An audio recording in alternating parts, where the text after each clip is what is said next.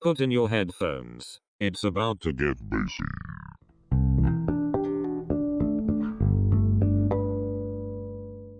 So, even though he's been dead for 30 years, people still seem to be banging on about Jaco Pastorius a hell of a lot. Jaco.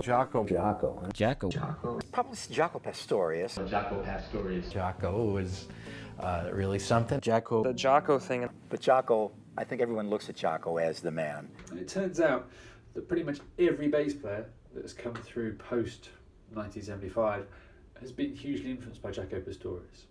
It doesn't matter who you're into, it could be Pino Palladino, Will Lee, Mark King, Marcus Miller, John Patitucci, Michel Endeguer at cello, even more modern players like Evan Marion, Michael League, Joe Dart, Adrien Ferraud, that's Hadrien Farad for the American viewers. All of these people owe Jaco a huge debt because they ripped off tons and tons of stuff from his recordings, and his influence is really, really prominent in their playing in some way or other.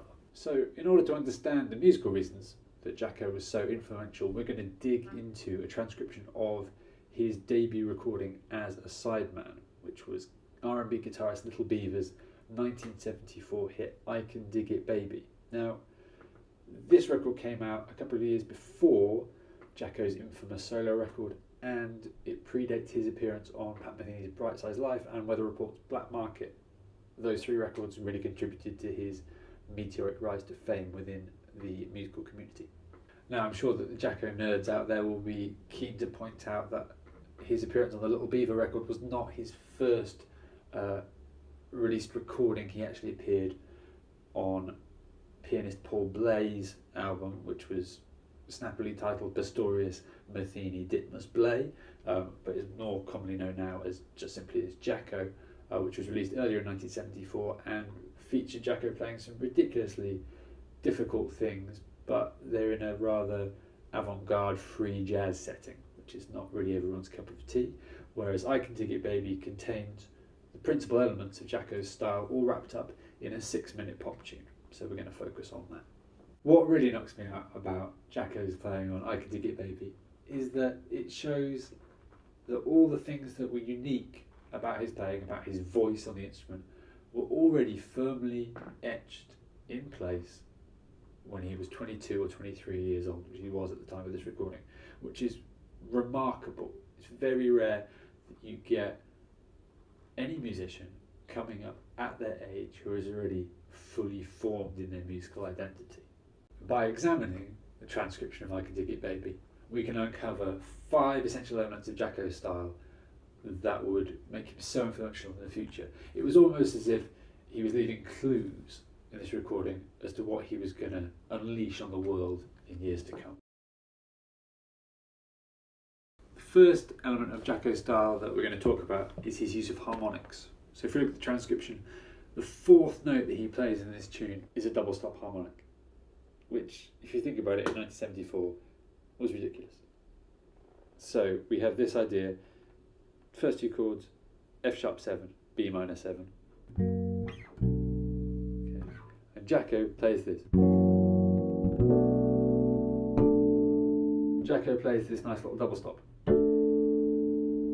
which, looking at it now, in the context of everything that's happened since 1974, that's not particularly unusual. But if you go back to the time of the recording, it was safe to say that harmonics were really only used for tuning and not much else. Now, Jaco wasn't the only person to use harmonics. He didn't invent them, and he wasn't the only person experimenting with them, but he was the guy that really took the ball and ran with it when it came to combining fretted notes and harmonics to produce extended chord voicings. Now, if you think about recordings like A Portrait of Tracy or Aucun Collier Trompa from his debut album, if anyone knows how to pronounce that song properly, do let me know. And also in a singer-songwriter context, things like his playing on Joni Mitchell's Coyote, you can hear all of these sort of incredible voicings.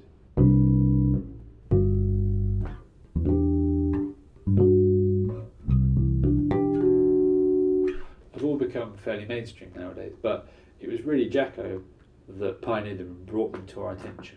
Now, it may seem that I'm labouring the point a little bit based on one double stop in one bar of this tune, but really it's an indication of Jaco giving us a hint of what was to come in the future, and the massive influence that he would have in that area is evident from just one note.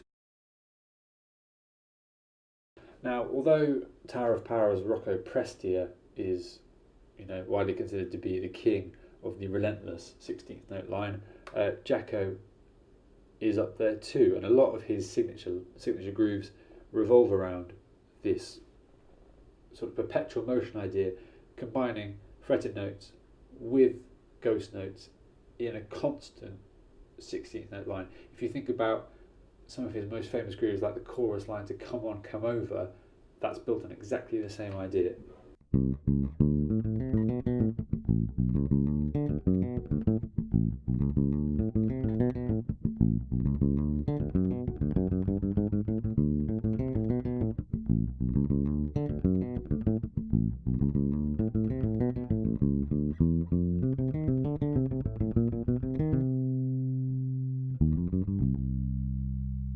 Now, Jaco's main groove on I Can Dig It Baby is not that far away from the Come On, Come Over chorus line.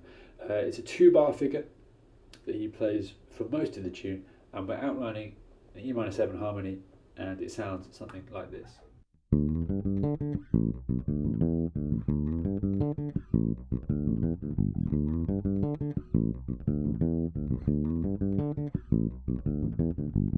So that was the line up to tempo. Here it is, a little bit slower.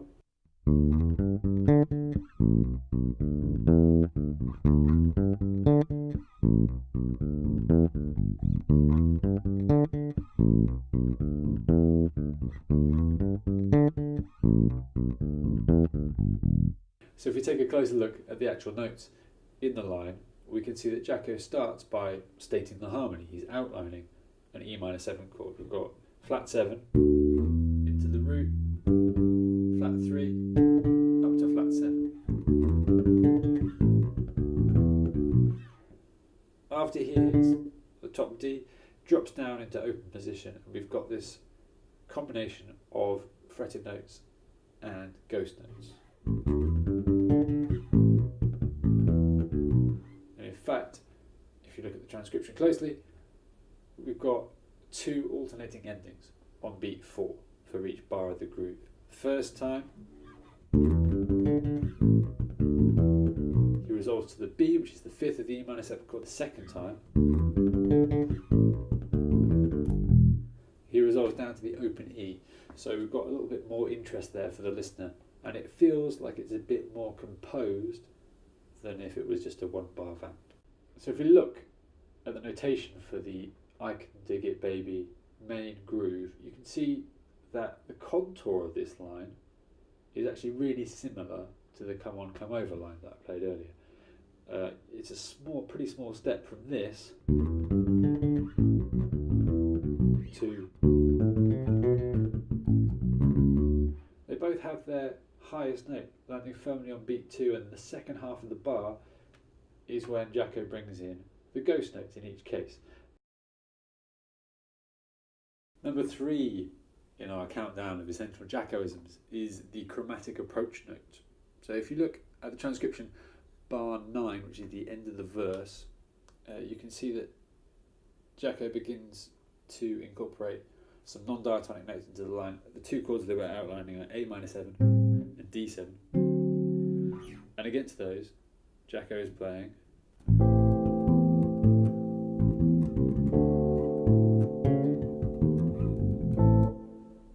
so inside, or into the D7 chord, we've got a double chromatic approach into the root, 5th, single chromatic approach from below, into the octave,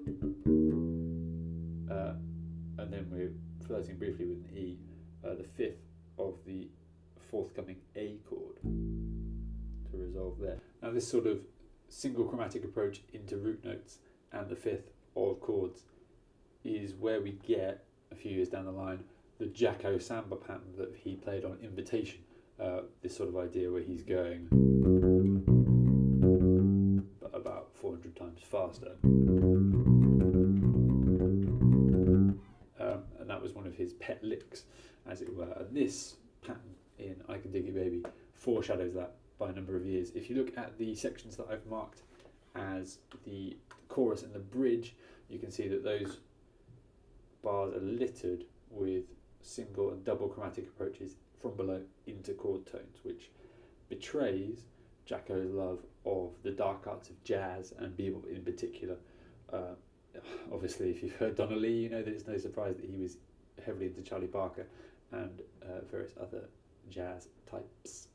If you look at bar 20 and 21 of the transcription, you can see a nice little double chromatic approach that Jaco uses at the end of verse 2 into the third of a D7 chord, but he also combines that neatly with the open D string to create a double stop. And the line sounds like this.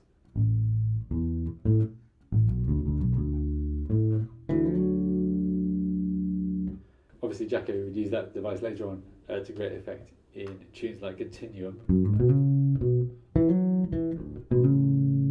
In fact, double stops in general are one of the features of his style, and again, he was showcasing that ability way back in 1974 at the age of 22, 23. As the song progresses, we abandon the standard verse, chorus, bridge structure that we had before in favour of a lengthy, much looser outro section. And in this bit of the tune, Jaco steps out from his main 2-bar groove that we looked at earlier into playing something else which features some rather simple but quite effective rhythmic displacement. Here's the line.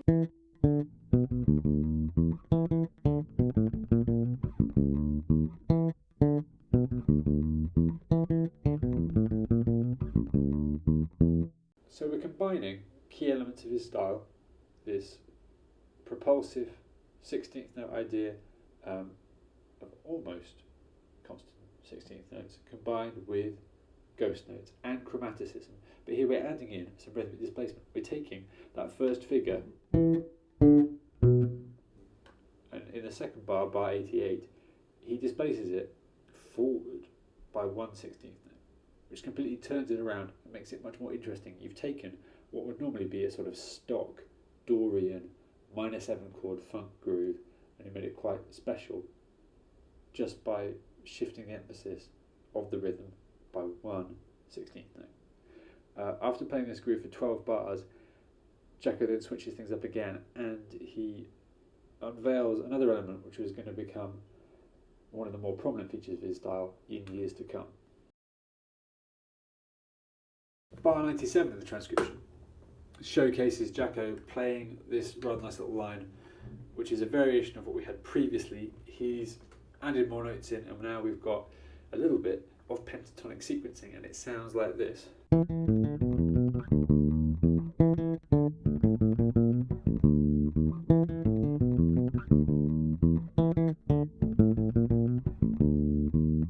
So if we break the line down, we can see that it's a pentatonic scale, an E minor pentatonic scale. Every guitar player's favourite thing to play, ever. It's an E minor pentatonic scale, but played in a non-linear sequence. What does that mean? Well, normally, if we're sequencing a pentatonic scale, people tend to play this sort of thing. That would be a 3-note linear sequence, because all the notes, all the pitches are consecutive within that scale. Jaco, rather than opting for a linear sequence, he goes for something far more melodically interesting, which is to use wider intervals, fourths and fifths, so we get this sort of idea. He's not using the same interval structure throughout the line. If he did, it would sound like this.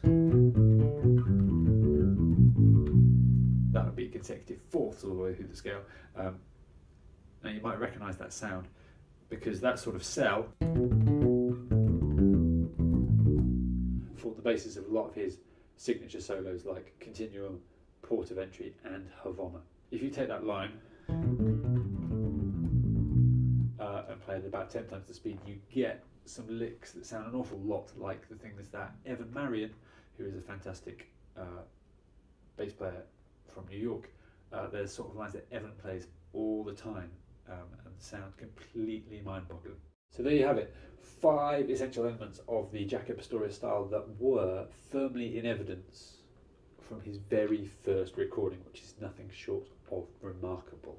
To get your hands on over 130 transcriptions of classic and contemporary bass lines, ranging from Michael Jackson to Meshuggah, and including Jaco's line on Pat Metheny's Bright Size Life, and a whole lot more, head over to freebasstranscriptions.com and download everything for free.